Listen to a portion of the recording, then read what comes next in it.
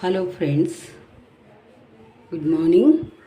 ఈరోజు నేను మీకు ఒక స్పెషల్ రెసిపీ చేసి చూపించాలనుకుంటున్నానండి. దాని పేరు నెల్లూరు స్పెషల్ వడ పులుసు రెసిపీ చేస్తున్నానండి. దీనికి కావాల్సిన పదార్థాలు, ఇది నెల్లూరులో చాలా ఫేమస్ అండి. ఈ యొక్క వడ రెసిపీకి మనము వడ పులుసు రెసిపీకి రకరకాల పప్పులు వాడవచ్చు. పెసరపప్పు, శనగపప్పు, అలసందలతో కూడా చేస్తారు. నేనైతే ఈరోజు పెసరపప్పు ఒక 3 గంటలు ముందుగా నానబెట్టుకున్నానండి. నీరు వంపుకొని పెట్టుకున్నాను. దీనికి కావాల్సినటువంటి పదార్థాలు: 2 ఆనియన్స్ కట్ చేసి పెట్టుకున్నాను, 2 టొమాటోస్ కట్ చేసి పెట్టుకున్నానండి, కొత్తిమీర, ఆవాలు, జీలకర్ర, మెంతులు, కరివేపాకు పెట్టుకున్నాను, కారం, ధనియాల పొడి, పసుపు, ఉప్పు, చింతపండు ఒక నిమ్మకాయ సైజ్ అంతా నానబెట్టి పులుసు తీసి పెట్టుకున్నాం. మనం పులుసు కాబట్టి కొంచెం పులుసులాగా దానికి జ్యూస్ పిండి పెట్టుకున్నాను అనమాట. పల్పు తయారు చేసి పెట్టుకున్నాను. ఇక్కడ వడ చేయడానికి కోసమని ఆయిల్ పొయ్యి మీద పెడుతున్నాను. కర్రీ చేయడానికి కోసం ఇంకొక ప్యాన్ పెడుతున్నానండి. మొట్టమొదట ఈ రెండింటిని కూడా మనం టైం కలిసి రావడాలి కాబట్టి రెండింటిని కూడా స్టవ్ వెలిగించుకుందాం. కొంచెం తగ్గించి పెడతామండి. ఆయిల్ హీట్ అయ్యే లోపల మనం ఒక పని చేసుకుందాం. ఇక్కడ కర్రీ కోసం మనం సిద్ధం చేసుకుందాం. అందులో ఆయిల్ వేసుకొని అది కాగేంత వరకు మనం ఈ పెసరపప్పును మిక్సీ పట్టేద్దాం.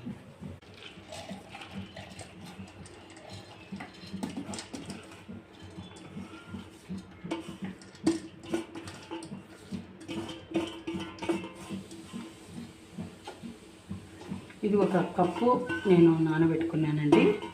కొంచెం కప్పు కంటే ఎక్కువ ఉన్నాయి, ఇంకా వేస్ట్ ఎందుకు చేయాలన్నట్టుగా మొత్తం వడలకు మిగిలినట్టు మనం మామూలుగా కూడా తినేసేయచ్చు. వడ చేసుకొని దీంట్లోకి పచ్చిమిరపకాయలండి ఇలా తుంచి వేసుకుందాం. కొద్దిగా జీలకర్ర కొద్దిగా వేసాను. జీలకర్ర,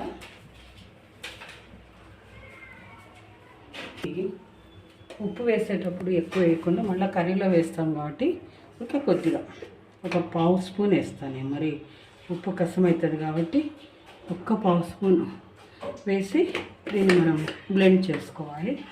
అయితే కోర్సుగా బ్లెండ్ చేయాలండి. ఇది కొంచెం స్లోకి ఇస్తూ ఆపి మనం దీన్ని మిక్సీ పట్టుకోవాలి.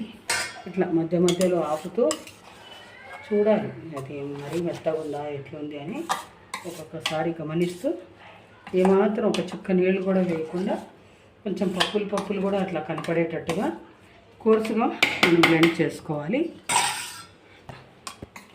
అక్కడక్కడ పప్పులు తగులుతున్నాయి కదా, ఇంకొంచెం చేద్దాం.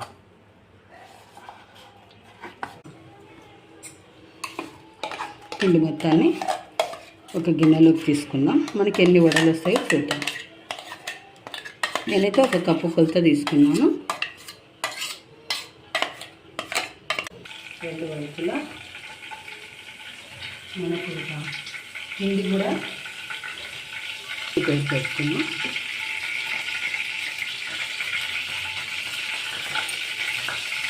ఫస్ట్ మెంతులు వేయాలండి. మెంతులు ఏ వంటకైనా రుచిగా ఉంటాయి. సో ఫస్ట్ మెంతులు వేద్దాం, తర్వాత ఆవాలు.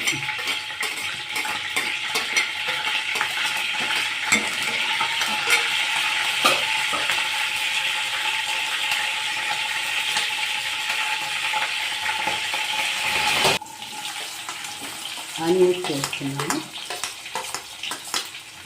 ఇది బాగా కలర్ తిరగాలండి.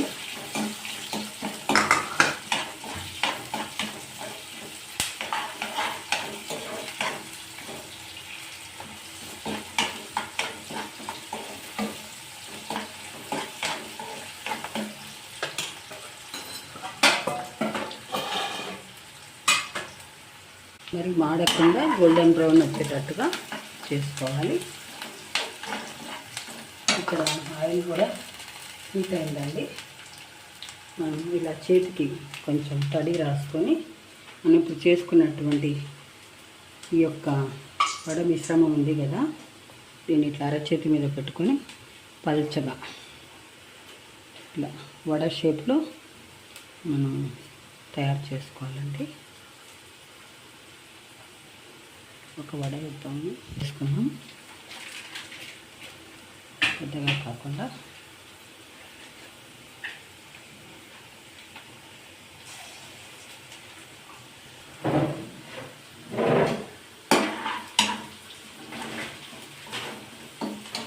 ఇప్పుడు ఆనియన్స్ కూడా ఏమాత్రం మాడిపోకూడదండి. చూసారా, గోల్డెన్ బ్రౌన్ వస్తూ ఉంది. ఇప్పుడు మనం ఈ టొమాటోస్ని ఇందులో వేద్దాం. రెండు కలిసి వేగనిద్దాం.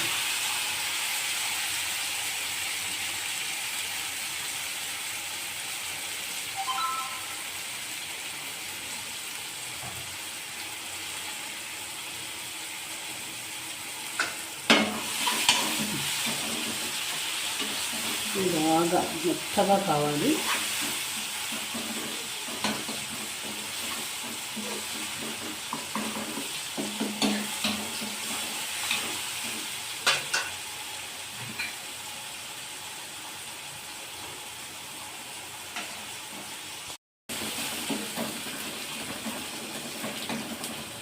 మెత్తగా అనాలండి,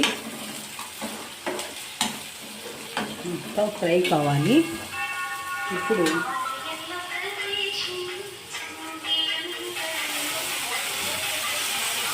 పులుసు వేసుకున్నాం.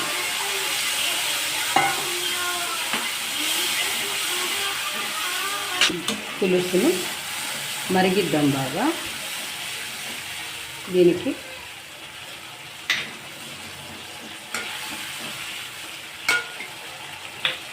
కొంచెం పసుపు వేద్దాము. పులుసు అనేది చాలా బాగా ఎక్కువ మరగాలండి.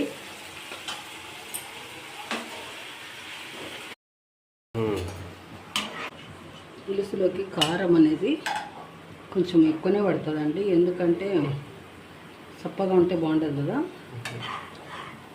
నేను ఒక టేబుల్ స్పూన్తో వేసాను. బాగా తెల్లనివ్వాలి. ఫస్ట్ కొంచెం ఒక పావు స్పూన్ వేసుకున్నాం మనము. పిండి మిక్సీ పట్టేటప్పుడు కొంచెం ఒక పావు స్పూన్ వేసాం కాబట్టి చూసుకొని మరీ కసం కాకుండా మనం ఉప్పు వేద్దాం.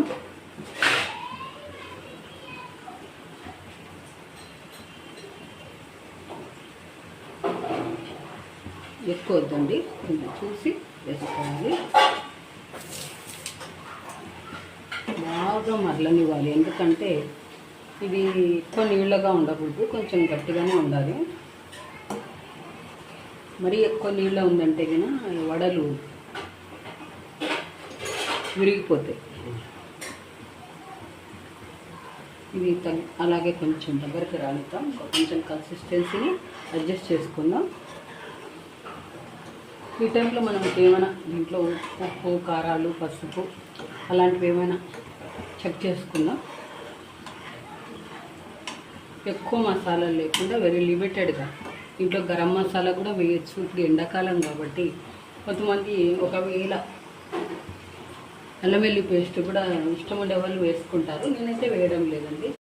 మరీ గట్టిగా లేదు, మరీ నీళ్ళగా కూడా ఉండకూడదు. ఇది పులుసు బాగా మరగాలండి. ఇట్లా పెరుగుతున్నప్పుడు మనం తయారు చేసుకునేటువంటి వడలను ఒక్కొక్కటి దీంట్లో వేయాలి. ఒక 2 minutes ఇలా పెట్టాలి.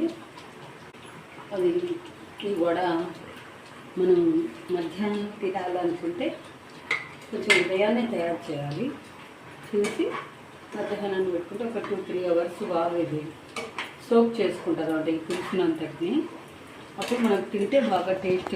కర్రీ లీవ్స్ చిన్నగా కట్ చేసుకొని పైన ఇట్లా డెకరేషన్ కోసం ఇట్లా వేద్దామండి. కొద్దిగా కొత్తిమీర కూడా ఇదండి ఈరోజు నేను చేసినటువంటి నెల్లూరు స్పెషల్ వడ పులుసు రెసిపీ చాలా టేస్ట్గా ఉంటుందండి. ఈ పులుసు అంతా పట్టుకొని వడ తింటూ ఉంటే కూడా చాలా రుచికరంగా ఉంటుంది. ఇది రైస్లోకి చాలా బాగుంటుందండి. అందరూ దీన్ని ట్రై చేయండి. బాగా వస్తే మీరు కూడా టెస్ట్ చేసుకొని మంచి కామెంట్స్ పెట్టాలని కోరుకుంటున్నాను. ఈ యొక్క రెసిపీ నచ్చితే మీరు కూడా సబ్స్క్రైబ్ చేసి బెల్ బటన్ మీరు ప్రెస్ చేసి మమ్మల్ని ఎంకరేజ్ చేయాలని కోరుతున్నాను. Thank you one and all.